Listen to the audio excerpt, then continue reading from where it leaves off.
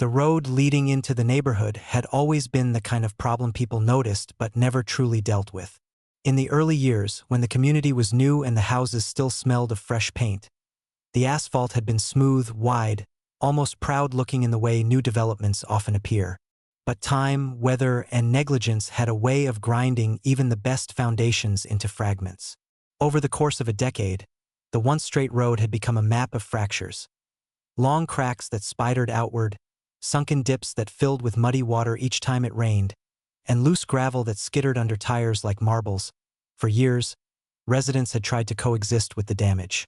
The small bumps became normal, then the larger ones became routine, and eventually even the dangerous potholes were accepted as part of daily life.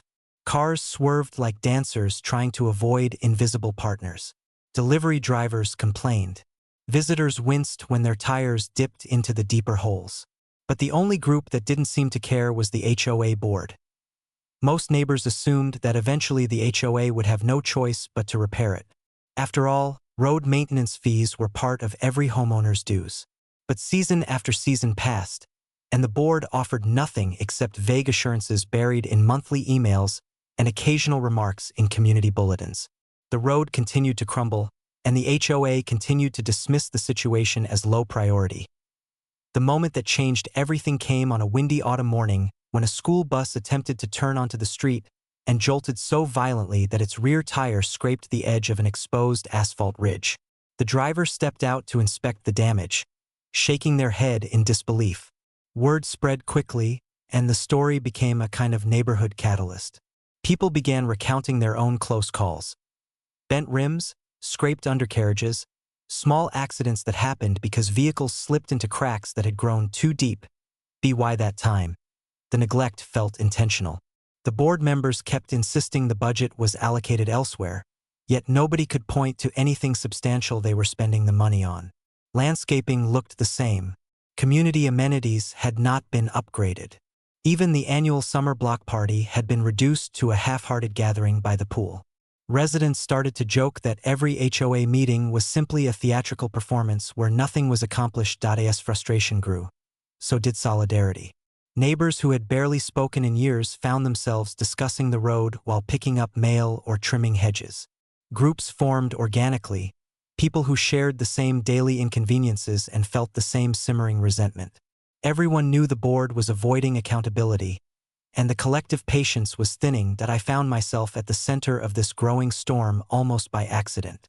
After years of sending polite maintenance requests that vanished into the void, I became one of the more persistent voices. My inbox was full of unanswered emails to the HOA. My phone was full of photos documenting the worsening conditions. Eventually, neighbors started forwarding their own frustrations to me, hoping that if one person gathered everything, the board would finally be forced to acknowledge the problem. It never happened. Instead, the board dismissed every submission with rehearsed statements about budget constraints, assessment schedules, and the need for long-term planning. People rolled their eyes at those phrases. Long-term planning had become the HOA's favorite shield, a vague excuse that sounded responsible while accomplishing nothing. The breaking point arrived during the first rainfall of winter. Water rushed through the cracks like small rivers, gathering in the deepest potholes and forming murky, debris-filled pools. The street became nearly impassable. Some residents parked at the end of the block and walked the rest of the way home. A few unlucky cars got stuck or flooded out. The situation no longer felt like an inconvenience. It felt dangerous. The following morning, neighbors lined the sidewalks, staring in disbelief at the wreckage the storm had revealed. The road looked less like a residential street and more like an abandoned construction site. Something shifted in the air that day. What had once been mild annoyance crystallized into determination. People wanted action, and they were no longer willing to accept the board's excuses. That was when the idea surfaced, not in a dramatic meeting, but in a quiet conversation between a few neighbors standing ankle-deep near a flooded pothole. If the HOA wouldn't fix the road, then maybe the homeowners could. The thought was risky, borderline rebellious, and entirely outside of the board's control, which made it all the more appealing. News of the idea spread with surprising speed. Within hours, group chats and emails buzzed with interest. Residents wanted to know what it would cost, how long it would take, and whether it was even possible without HOA approval. Some were hesitant, unsure if such an act would violate community bylaws. Others were thrilled at the thought of forcing the HOA's hand. By nightfall, a majority of the neighborhood had expressed at least some level of support. The more people talked, the more the plan solidified. Soon we had volunteers researching contractors, comparing quotes, and gathering any documentation that could justify taking matters into our own hands. Every new piece of information fueled the momentum. Contractors provided reasonable prices. They confirmed that the road was in dangerously poor condition and that immediate repairs were recommended. Residents felt validated. For the first time in years, it seemed like progress was within reach, but only if we acted without waiting for permission that would never come. The HOA, for its part, remained silent. They issued no statements, no updates, no acknowledgement of the worsening situation. Their indifference only strengthened the community's resolve. Within a week, the plan was finalized. We would hire our own contractor, pay collectively for the repairs, and then present the HOA with the invoice. If they refused to reimburse the cost, then we would take the matter further, legally if necessary. It was bold, risky, and entirely justified. The day the contractor arrived felt almost triumphant. Neighbors gathered outside in lawn chairs, coffee mugs in hand, watching as machines tore away the broken asphalt and smoothed out the foundations. The sound of heavy equipment echoed through the neighborhood like a promise of change. For once, progress was visible, tangible, undeniable. By nightfall, the road looked better than it had in over a decade. Smooth, level, and flawless. People walked along it with pride, admiring the results of their collective effort. The community felt energized, unified, and hopeful. But the real battle had not yet begun. Because once the contractor left and the final invoice was printed, there remained one final step. A step that would ignite the conflict none of us could have predicted. We placed the invoice in an envelope, addressed it to the HOA board, and dropped it into their official mailbox. The envelope sat inside the HOA's designated mailbox for nearly a full day before anyone from the board retrieved it. No one witnessed the exact moment it was taken, but the shift in atmosphere was unmistakable. By the following morning, the community felt a subtle yet palpable tension, like the air before a lightning storm. Residents noticed unfamiliar cars cruising slowly through the neighborhood, pausing to inspect the newly repaired road, lingering long enough to suggest they weren't mere passersby. Some assumed they were board members or related parties trying to assess the repairs quietly, unwilling to admit the situation had escalated beyond their control. The board's silence stretched into days. In the meantime, the road remained pristine, unmarred by the chaos that had defined its previous existence. Cars glided over the asphalt smoothly for the first time in years. Neighbors exchanged nods of satisfaction, and even delivery drivers looked relieved. Yet beneath that temporary calm lurked anticipation. Everyone waited for the HOA's response, and when it finally came, it arrived not with conversation or explanation but with a formal notice pinned to the community bulletin board. The notice accused the neighborhood of conducting unauthorized modifications to HOA property. It claimed the board was reviewing the matter, and stated that the responsible parties could face potential fines. It was printed in clinical language, stripped of any acknowledgement of the road's dangerous deterioration or the years of ignored maintenance requests.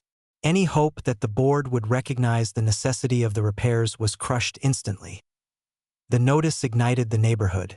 People gathered in driveways and along sidewalks, furious at the passive-aggressive attempt to assert authority after years of neglect. Residents felt insulted, as though all their efforts, concerns, and contributions had been reduced to a technicality. The board was weaponizing rules against the very people who kept the community functioning in spite of them. What had begun as frustration transformed into collective indignation. Screenshots of the notice circulated in group chats, followed by reminders of the ignored requests, unanswered emails, and unfulfilled promises that stretched back over a decade. The community bonded over their shared outrage. The more the HOA tried to regain control, the more unified the neighborhood became. For once, the lines were clear. The board was not acting in the best interest of the homeowners, and the homeowners were no longer afraid to take the lead. The board's next move came in the form of a sternly worded email sent to all residents. The message included citations from HOA bylaws, accusations of contract violations, and vague suggestions of legal consequences. It insisted that the road repairs were unnecessary, exaggerated, and financially irresponsible. The board framed the entire project as a reckless act orchestrated by a small group of troublemakers. What they failed to realize was that the community had already reached a consensus. Their attempt to rewrite the narrative only deepened the divide. The email ended with an assertion that the board would not be paying the invoice sent to them. Their refusal was brief, absolute, and deliberately dismissive. But the community had been preparing for that possibility. The residents had spent weeks gathering documentation, photos of the deteriorating road, years of maintenance requests, and records of every unanswered email and message. They had even secured statements from the contractor verifying the urgent need for repairs. The board's refusal was not the end. It was the spark. What followed was a wave of retaliatory resolve. Neighbors began drafting a formal complaint against the board, outlining years of mismanagement and negligence. Some residents dug into HOA financial records, uncovering discrepancies and inconsistencies that raised even more questions. Others researched state laws and HOA regulations, discovering that the board had not only neglected its duties but had likely violated several governance requirements. Meanwhile, the board appeared increasingly agitated.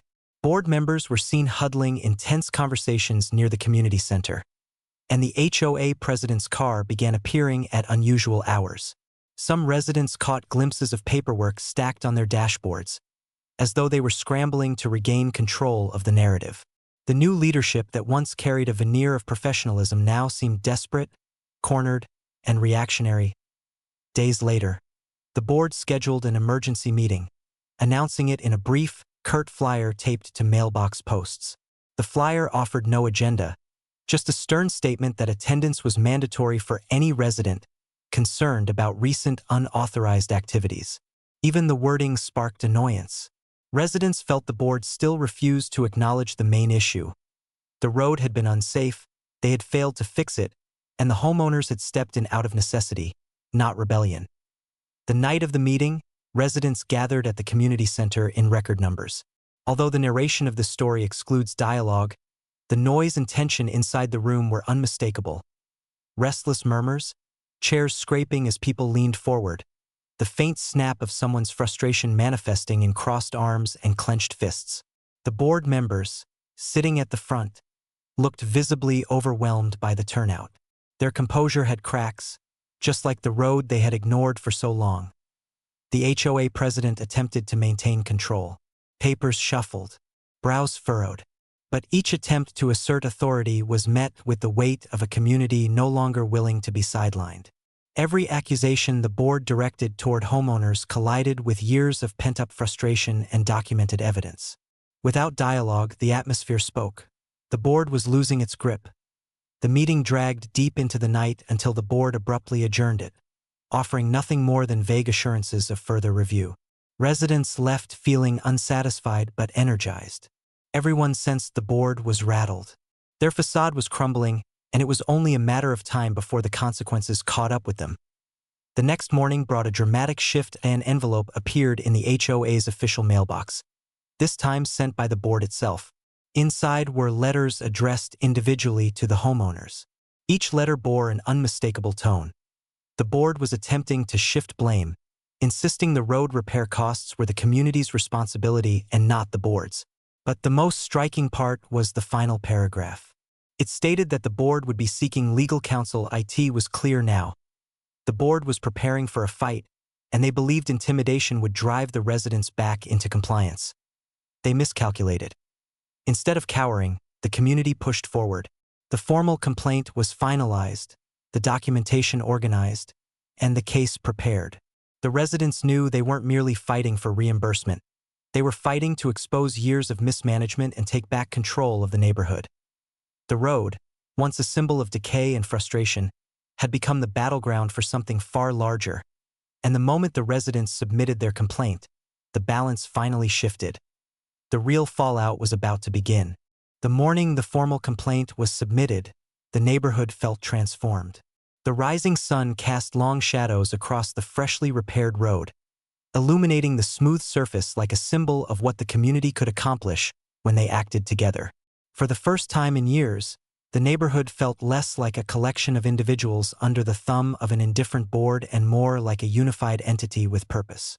Yet beneath that sense of unity lay a simmering tension, an awareness that the next steps would define the future of the community. The complaint was delivered to the state's HOA regulatory office, accompanied by a detailed packet of evidence. Every ignored email, every unanswered maintenance request, every photo of the crumbling road, every record of HOA meetings where repairs had been dismissed. All of it formed a timeline of growing negligence. The contractor's report, verifying the urgency of the repair and the hazard the road had become, added significant weight. The evidence painted a portrait of a board that had not simply overlooked its responsibilities, but had chronically failed its residents. Once the complaint was submitted, the only thing left to do was wait. But waiting did not mean inactivity. Instead, neighbors prepared for the possibility of a lengthy and complicated process. Even so, the community had something they hadn't felt in years: momentum. The road had been repaired. The evidence was undeniable, and the board's attempt to intimidate the residents had backfired spectacularly. The board, meanwhile, was unraveling. The HOA president was spotted rushing between their home and the community center, carrying armloads of paperwork and looking increasingly frantic. The vice president, previously known for projecting calm composure, appeared overwhelmed, often speaking in hushed tones to other board members while gesturing toward printed documents that were clearly part of the complaint. For a board that had once seemed so aloof and unapproachable, they now appeared deeply shaken. Over the next several days, official-looking vehicles arrived in the neighborhood: inspectors, auditors, and representatives from the HOA regulatory office. They photographed the road, reviewed maintenance logs, and spoke with residents who had experienced damage to their vehicles or had sent ignored maintenance requests. Although the interactions contained no dialogue, the tone was unmistakable. The state was taking the matter seriously. The board attempted to regain control by posting multiple new notices around the community. Some tried to justify the years of neglect by citing budget constraints that didn't align with financial records. Others attempted to portray the residents' collective action as a violation of HOA rules, implying that the neighborhood jeopardized its own property values by hiring an independent contractor. These statements only fueled the community's frustration. Each notice sounded more desperate and less coherent than the last. What had started as a battle over a broken road had now become a referendum on the board's leadership. The turning point came 2 weeks after the complaint was filed.